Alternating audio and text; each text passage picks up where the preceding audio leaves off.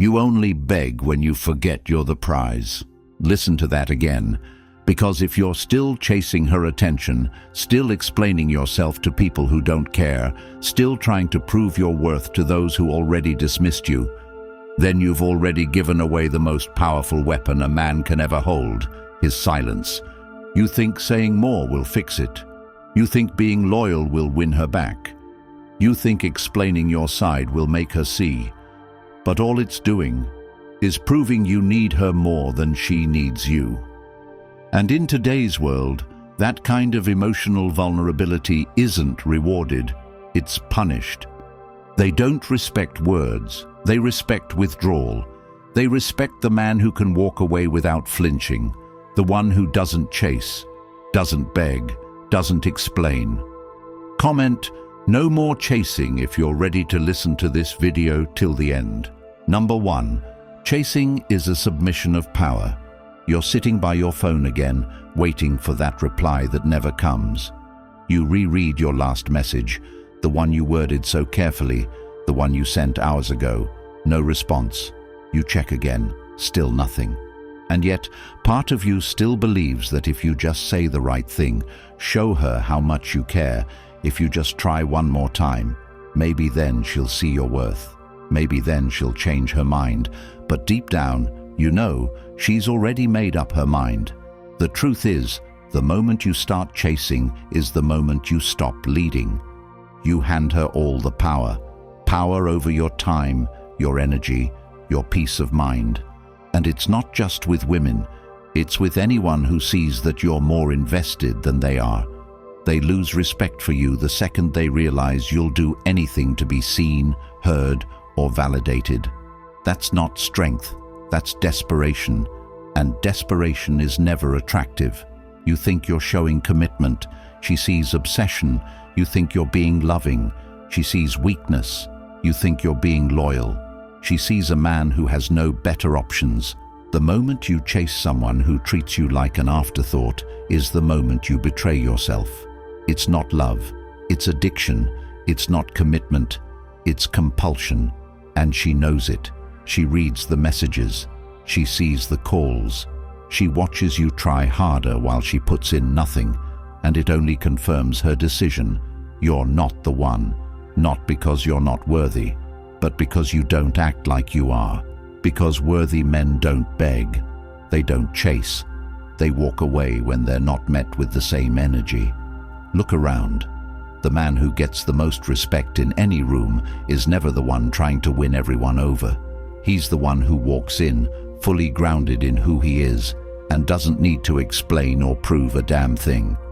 And if you want to be that man, it starts with the decision to stop handing out your energy like free samples. Start observing who invests in you, who checks in without needing something, who respects your time, your values, your boundaries. If she disappears after you stop chasing, she was never with you. She was with your effort, your validation, your attention. Take that away, and the illusion breaks. And yes, walking away will hurt. But staying in a one-sided situation that drains your self-respect, that'll destroy you. You've got to wake up. You've got to stop thinking that if you just do more, love harder, prove yourself louder, she'll come around. She won't. She's already emotionally gone, and you're the only one still playing the game. The moment you stop chasing is the moment she starts remembering your value, not because you told her, but because she felt your absence. Because when a man who truly cared stops trying, it hits different. But by then, you won't care, because you'll be too busy rebuilding what she couldn't see, your worth. So what do? You cut the rope. You stop texting. You stop explaining. You stop waiting. And you start investing that energy into your purpose, into your health, into building a life so full and powerful that you no longer have space for anyone who doesn't see your value immediately. You become the man who doesn't chase, not because he's cold, but because he knows his worth is not up for negotiation. That's the kind of man she remembers forever, not the one who begged, the one who vanished, the one who turned his back with silence and left her to wrestle with the consequences of her indifference. You want power? Stop chasing. Start building. Your time is now. And when you realize that, when it finally clicks that every time you chase, you surrender your value, that's when it's time to stop guessing and start building. That's why the Stoic Relationship Blueprint exists. It's not just an ebook. It's your permanent weapon against ever being emotionally manipulated again. Every page is packed with answers to the questions you've been asking alone at night. Why did she change? Why did it fall apart after I gave my all? What do I do now? This blueprint is a lifetime tool. Once it's yours forever. No subscriptions, just the raw, unfiltered truth to transform how you show up in every relationship from now on. The link's in the comments. Lock it in while it's still available. Number 2, control your emotions, control your life. There's a reason she knows how to push your buttons, why she raises her voice, throws insults, manipulates your words, flips the script, and watches how you react. It's not just to argue, it's to test your control, because the second you explode, you lose, and she wins. You might think you're standing your ground, that you're proving a point, but from the outside, you look like a child having a tantrum, and deep down, you know it. That's the game they play, and every time you react, you give them ammunition. They provoke, you respond. They twist, you defend. They lie, you explain. And the cycle continues. You are always reacting, never leading, never in control. And that's why you feel drained. That's why you feel lost. That's why nothing you say ever lands, because they don't want resolution. They want chaos. They want to see if they can make you lose your composure. Because once they do, they control the narrative. But the man who is unfazed, the man who doesn't flinch, the man who meets madness with calm, that man is dangerous. Not because he's violent, but because he cannot be moved by emotional manipulation. He doesn't need to raise his voice. His silence stings more than any argument. His lack of reaction makes them spiral. You think control is about being louder, but real power is restraint. It's presence. It's holding the line when everything is trying to pull you out of character. Marcus Aurelius wrote, "If you are distressed by anything external, the pain is not due to the thing itself, but to your estimate of it." What does that mean for you? It means that she's not the problem. Her words, her actions, her games, they're not the issue. The issue is that you haven't decided how much power those things have over you. You haven't made the decision that your peace is non-negotiable. You're still hoping she'll change, that she'll see what she's doing. But the hard truth is, she doesn't care, and she won't until you stop playing her game. You want real peace? You stop reacting. You stop explaining. You stop trying to fix situations that were designed to break you, and you start focusing on what you can control: your response, your routine, your mindset, your energy. You stop chasing closure. You create it. You stop arguing. You walk away. You stop getting pulled into emotional warfare. You become the man who cannot be baited. That's the man no one wants to lose, because they know once he's gone for good. And the silence he leaves behind, it speaks volumes. It says, "I saw everything, I felt everything, and I decided to protect my peace more than I wanted to win your approval." That's power. You want to build that? Start with daily discipline. Wake up earlier, train harder, work smarter. Build something every day that makes you proud, not to prove anything to anyone, but to prove to yourself that you are no longer a man who needs external validation to feel whole. And when someone tries to disrupt your peace, you'll have already decided they don't get access to you anymore. Not because you hate them, but because your future doesn't include explaining yourself to people who benefit from your confusion. So, the next time they try to provoke you, smile. Not because it's funny, but because you've already won. You just didn't say anything. You didn't need to. You're in control now. And there's nothing more powerful than a man who controls his emotions, because that man controls his life. Number 3. Explaining yourself is a trap. You keep thinking that if you just explain it better, if you lay it all out with the right words, if you go back and clarify what you really meant, maybe she'll finally get it. Maybe this time she'll stop twisting your intentions, stop using your own words against you, stop pretending she doesn't understand what you're trying to say when deep down you know she absolutely does. But you keep explaining. You send long messages trying to clear your name, hoping she'll see that you didn't mean to upset her, that you were just being honest, that your intentions were pure. But all she does is ignore it, mock it, manipulate it, or weaponize it. You keep thinking communication will save what only silence can cure. But listen carefully. This is the trap. The more you explain yourself to someone who is committed to misunderstanding you, the deeper you fall into a cycle of self-betrayal. Every time you defend your character to someone who doesn't respect it, you're lowering your value in their eyes and in your own. You're trying to win a game where the rules are rigged against you, and every word you say is being used to disqualify you, to paint you as unstable, overly emotional, or weak. You think you're being reasonable.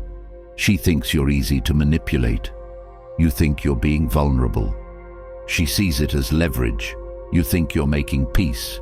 She's collecting ammo. That's how this dynamic works. It's never about understanding you. It's about controlling the frame, and as long as you keep explaining, you're giving her the upper hand. She doesn't need more context. She already knows exactly how she's making you feel. She just doesn't care. Because the moment you explain, you justify. And the moment you justify, you put yourself on trial in a courtroom that was never built to give you justice. So what do? You stop playing. You stop needing to be understood. You stop treating your truth like it needs permission to exist. You say less. You let people sit with what they've done. You let them wonder what you're thinking instead of feeding them every emotion you're going through. And most importantly, you stop trying to convince someone to see your worth. Because real worth doesn't argue. Real worth doesn't explain. It walks. It detaches. It rebuilds in silence. And that silence, it's not passive, it's power. Because the man who doesn't explain himself is the man who's already decided who deserves access to him and who doesn't. He doesn't need closure. He doesn't need validation. He doesn't need to be heard because he listens to himself. He knows his intent. He stands by it. He watches who runs from it, and he lets them go without a word. You want to break this pattern. You want to take your power back. You need to stop arguing with people who are benefiting from your confusion. You need to stop turning conversations into court cases. You need to stop sending paragraphs to someone who responds with one word or not at all. The moment you feel the urge to explain, pause. Ask yourself, why am I doing this? Is it to be understood or to be validated? And if the answer is validation, walk away. Validate yourself through your discipline, through your silence, through your growth, through the peace that comes from no longer being at war with people who thrive off your emotional vulnerability. And the next time she hits you with the cold shoulder, the gaslighting, the twisted logic, just nod. Say nothing. Not because you're weak, but because you're done handing over your clarity to people who live in chaos.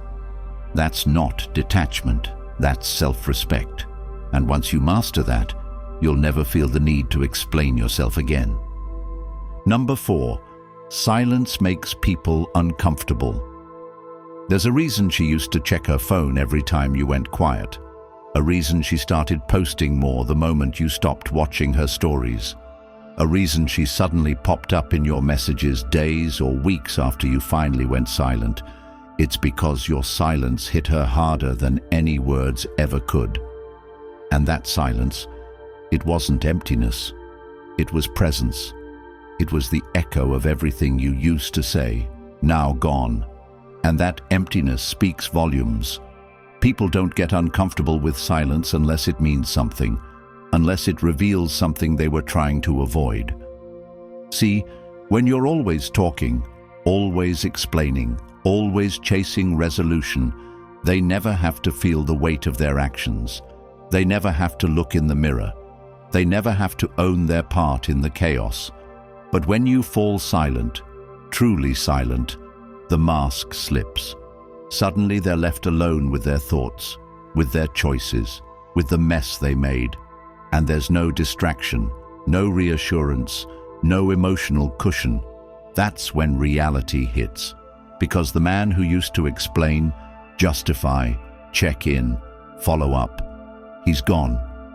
And in that stillness, she starts to feel the difference between being heard and being ignored, between being pursued and being left alone, between being tolerated and being forgotten. And it shakes her, because deep down she always expected you to come back. She counted on your empathy, your guilt, your habit of overgiving. She never thought you'd disappear without warning. She never imagined you'd finally realize that your voice had been wasted on someone who was only pretending not to understand. And now that silence is screaming all the things you used to say, but louder, more permanent, more painful. That's the power of withdrawing completely, of offering no explanation, no retaliation, no attempt at closure, because silence is the only response left when you've said everything there is to say, and they still chose to disrespect you. But let's go deeper. Why does this silence affect them so deeply? Because it shifts the dynamic. It flips the power. When you go silent, you take control, not just of the situation, but of yourself. You stop reacting. You stop participating in their drama. You stop feeding the very chaos they created. And without your participation, the dysfunction dies. That's what makes people panic. That's what forces them to reflect or spiral. And the beauty of it is, you don't need to raise your voice. You don't need to block anyone. You don't need to burn bridges. You just leave. You disappear. You rebuild. And when they finally realize what they lost, it's too late. Because you're already too far gone to care. You've already reconnected with yourself. You've already recentered your peace. You've already decided that your energy is no longer available to people who abuse it. So what's the move? Start today. Pick one situation, one person, where you've been explaining, begging, repeating, and go silent. No goodbye, no long explanation. Just fall back. Focus on your life. Watch how quickly the energy shifts. Watch who scrambles to find you. And watch how free you feel. It won't be easy. Your ego will beg you to break the silence. Your heart will want to explain just one more time. But don't. Trust that everything you needed to say was already said. And trust that anything left unsaid was never going to be understood by someone who wasn't listening in the first place. This isn't about ghosting. It's about growth. It's about protecting your soul from people who only show up to drain it. It's about reclaiming your voice by refusing to waste it. And the moment you stop talking is the moment people start listening. Not because you said something profound, but because you finally said nothing at all. Number 5, the one who cares less holds the power. You've probably noticed it already, but haven't put it into words. The cruel, uncomfortable truth that in nearly every relationship, dynamic, or interaction, the one who cares less controls how everything unfolds. And if you care too much, if you show it too early, if you make yourself emotionally available before she earns it, she starts pulling back. Not because she's evil, but because she senses that she doesn't have to try anymore. And this isn't just about women. It's about the balance of energy in every connection you form. Whoever holds the least attachment dictates the pace, the tone, the boundaries.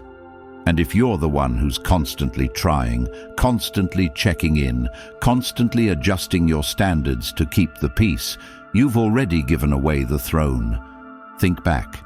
How many times have you been the one trying to hold it together while she casually walked away like it meant nothing?